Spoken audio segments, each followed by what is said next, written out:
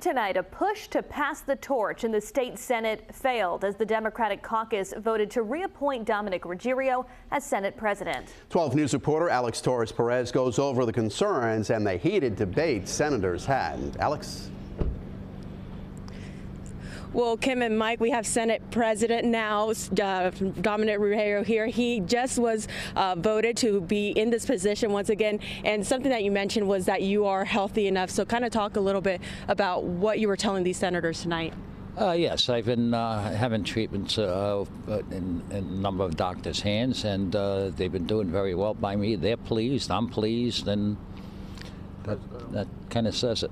Yeah, and so you were assuring them that you are healthy enough to do the job, yes. And there are some concerns among senators. Anything you want to say about those concerns? They should be concerned, but I think everything's going to be okay, and we'll see what happens in the next couple of months. Yeah, and we'll be paying attention to that, but let's hear a bit about those concerns that we heard from those senators during tonight's caucus meeting. In a heated caucus meeting, can we get to the point where you overrule me and I can get off the stage, please? Rhode Island senators discussed who will be the next Senate president. We have a serious task ahead of us for the next 2 years. We are facing a serious budget deficit. We are facing the reality of what a Trump administration is going to look like.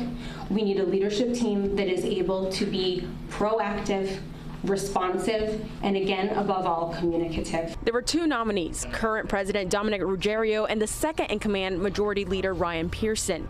Their relationship souring earlier this year after a private meeting where Pearson brought up Ruggerio's health and future, a concern other Senate members continue to have.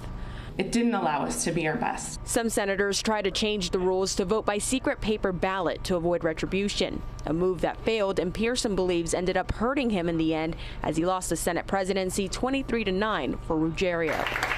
The Senate president saying he's up to the difficult task ahead despite his ongoing recovery. I know this will be a difficult session because we do not have the revenue that we had previously.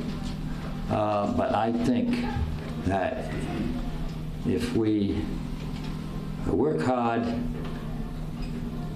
I think we can get over the hump. But it's going to take sacrifice. You will find that I will be much more available than I have been in the past. But some still question that. Do you think Ruggerio can do the job effectively right now? I have very serious concerns about that. And as you heard live, Senator Ruggerio still saying he is healthy to do this. Now, Senator Val Lawson was appointed to take over Pearson as Majority Leader. It is still unclear who will take over her previous position as Majority Whip. As for now, how long Ruggerio plans to be Senate President, that's still up in the air. Reporting live in Providence, I'm Alex Torres-Perez, 12 News.